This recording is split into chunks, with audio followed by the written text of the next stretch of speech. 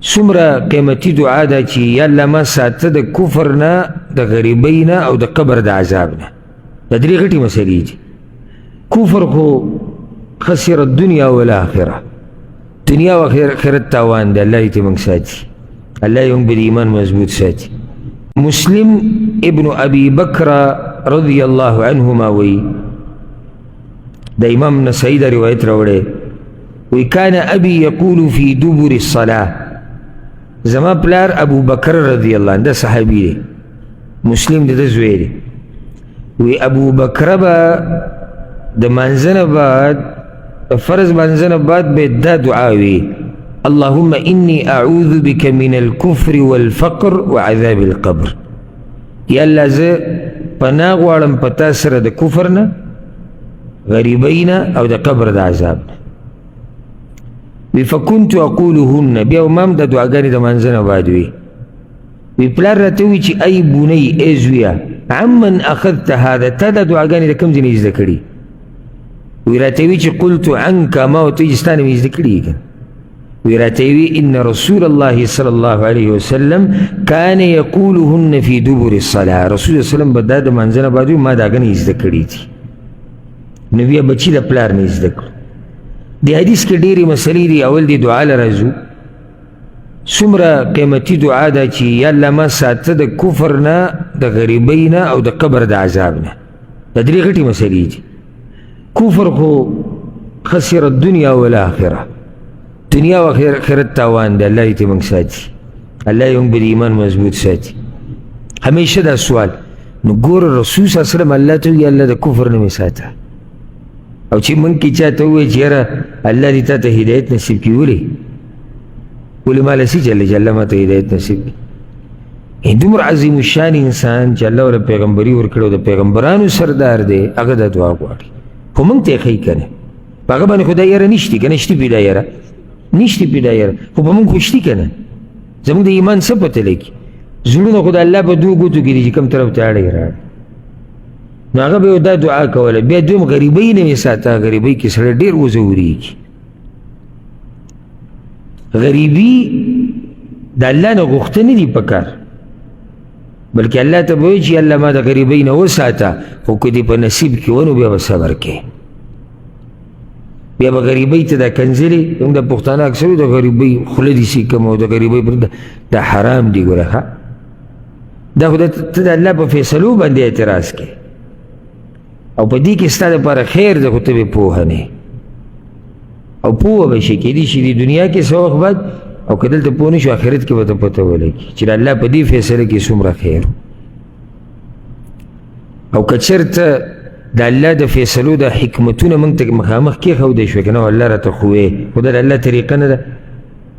که الله راته هر حکمت ښووې چې زما په دې فیصله کې دا حکمت دی، دا حکمت دی، دا موږ به ډېر مطمئن ژوند تېرولی. نو مؤمن له پکار چې مطمئن اوسي. ولې مطمئن اوسي؟ ځکه چې د الله په فیصله کې خیر دی. الله ظلم کوي خپل بندګانو سره؟ نه، خو بنده د ځان سره ظلم کوي. موږ د ځان سره څومره ظلمونه کړي دي؟ ظلمونه د بېدینۍ، ظلمونه د انسان په انسان، د خپل بدن باندې موږ ظلم کړی دی، په بچو ظلمونه شوي دي، په ښځه پکې بعض ظلمونه کوي. نو موږ لا په خپل ځان ظلم کوو، خو الله ګوره په بندګانو باندې ظلم نه کوي. خو دا دی چې غریبي به د الله نه غواړي نه. سوال به دا کوي چې الله د غریبۍ نه مې ساته. غریبۍ کې دی چې سړی وځورېږي، او د دې د لاسه کله نه کله همیشه نه کله نه کله د سړي دینداري کې کمزورتیا راشي.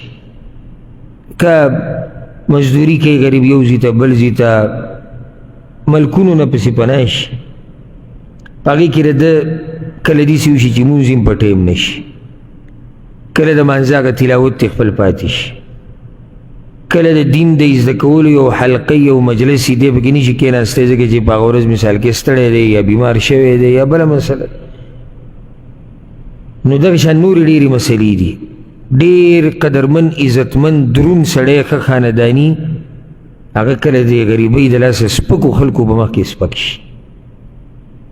او ځکه یو خبره ته دا وکړم، او دا به ډېره ناشنا وي،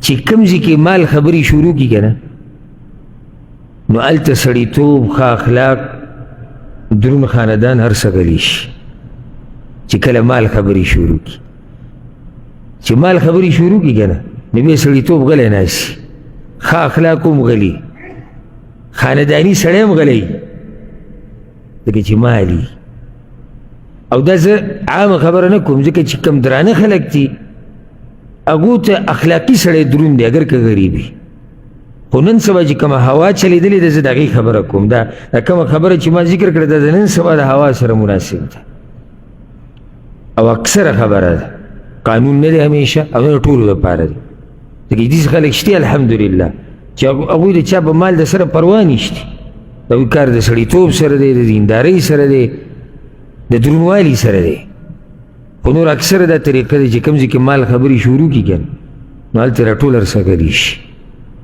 نو ښه سړی به ښه دینداره تقوادار پرهیزګاره دروند خانداني خو د دې غریبۍ د لاسه څه شي کمزوری شي الله دې موږ ټول د غریبۍ نه ساتي بله دا چې الله د قبر د عذاب نه مې ساتو دا خو بار بار موږ د قبر عذاب ذکر کړی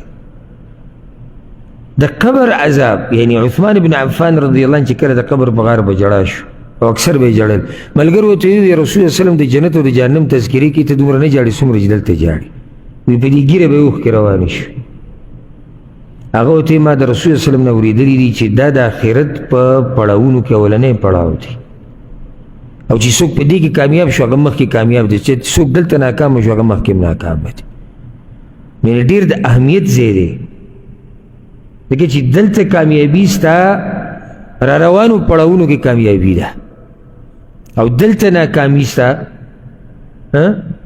را روانو حالاتو کې هم ته تاواني او ناکامي الله دې موږ ټول د قبر د عذاب نه ساتي نو څومره قیمتي دعا ده ګوره دې حدیث کې بله فایده دا ده چې پلار له پکار ده چې د بچو سره خبرې په دې طریقې سره کې ای بونی ای زویه زما ای بچوړیا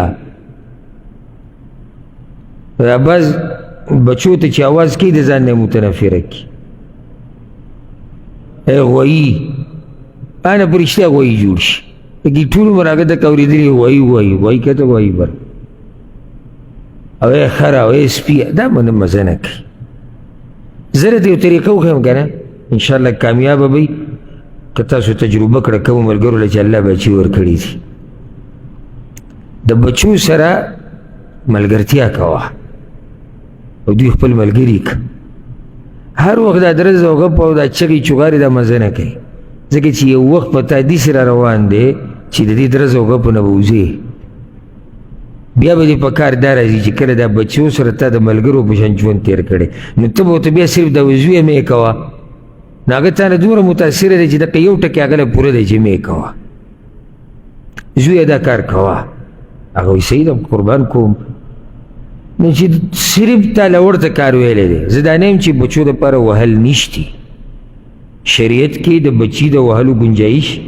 شتي د ضرورت په وخت کې او هغه هم په بعضو طریقو سره هغه وال نه چې ته وله لاس پې متې او چوکه دې ورته نیولي هغه چوکه پې اخر ماته کړي هغه وال نه شتي والو گنجایش خو هر وخت نه نو چې دا بچی بیا د وهلو نه څه یریږي چې پلار به مې سهار ماښام ته یو دوه څپېړې ورکړې او یو دوه للتې ورکړې هغه ورسره عادت دی واره وایي که نو هغه چې ته وغربې هغه ښکلی پاسي خپله لمن صحیح کړي کپړې صحیح کړي ټوپۍ بیا په سر کې دې اوسي هېڅ اثر یې پې ونه کړو نو دا د ځان نه به حکیم سړی جوړی حکیم دا راته ووایم دې کور کې دا ژوند دننه دا حکمت غواړي ښځه سنبالول دا حکمت غواړي دا زور نه غواړي بچی سنبالول دا حکمت غواړي د مور پلار سره ژوند دا حکمت غواړي د ملګرو سره ژوند دا حکمت غواړي هر شی به زور نه کېږي ځکه چې یو ورځ به دا زور زموږ نه دا به ختمېږي دا ښایست دا به ختمېږي دا مال که تا سره دی او ته چې مال ما سره ډېر دی او دا ما ته څه نه کېږي کېدی شي دا مال الله ختم کړي نو ځکه ته د اول نه خپل لینډ سیده ساته او حکمت سره کار کوه حکمت څه ته وایي ما یې تعریف کړی څو څه پورې مناسب ذکی مناسب کار، مناسب ذکی مناسب کار، او په مناسب ذکی مناسب وینا. او ځکه زه درته د هوښیار سړي وی هوښیار چاته وی، نو بعض دا جواب کړی ډېر ناشنا، وی هوښیار هغه چاته وی چې څه به وی چاته به وی په کوم ځای کې به وی چې په دې پوهېږي دا هوښیار دی. وی دا ډېرې ګرانې مسلې داسې دی اورېدو کې خو زموږ ټول درته وایي چې او چې څوک ما اوري وویني چې دا خو ټول موږ ته معلوم دی دې جواب. نه نه دا کول ډېر ګران دي. چاته به وی څنګه به وی نه، چاته به وی څه به وی او په کوم ځای کې به وی، کوم ځای کې به وی د خبرې خپل ځای څه به وی. هر چا سره خو هره خبره نه کېږي که نه، چاته به وی. نو چې دا درې خبرې چاته معلومېږي که نه دا سړی څه دی؟ دا هوښیار. اوس هره خبره خو ښځې سره سړی نه کوي، هره خبره د بچو سره هم نه کوي، هره خبره د مشر سره مناسب نه، هره خبره خو سړی عالم ته هم نه کوي، او بیا به سیدي سیزا ورسېدی په دې که نه. د هغې نه بعد مؤلف فصل راوړی دی، فصل یې راوړی دی الادعیة والاذکار المقیده ببعض الصلوات، هغه اذکار او دعاګانې چې بعضو منځونو پورې تړلی شوي دي. یعنې مخکې چې کوم اذکار ذکر شو دا د کومو منځونو دي؟ فرض یا عام منځونو دي، یا عام دي یا د فرضو دي. دلته اوس تاته وایي چې دا روان چې کوم اذکار دي دا د خاصو منځونو دي، عامو منځونو کې به نه وي. او دې ته وایي د شریعت پابندي. یعنې دا چې اوس را روان دي دا هم دعاګانې دي که نه، خو تا ته یې څه ووایي؟ خاصو منځونو کې به وي، ټولو کې به نه وي. دا د رسول وسلم تابعداري ده.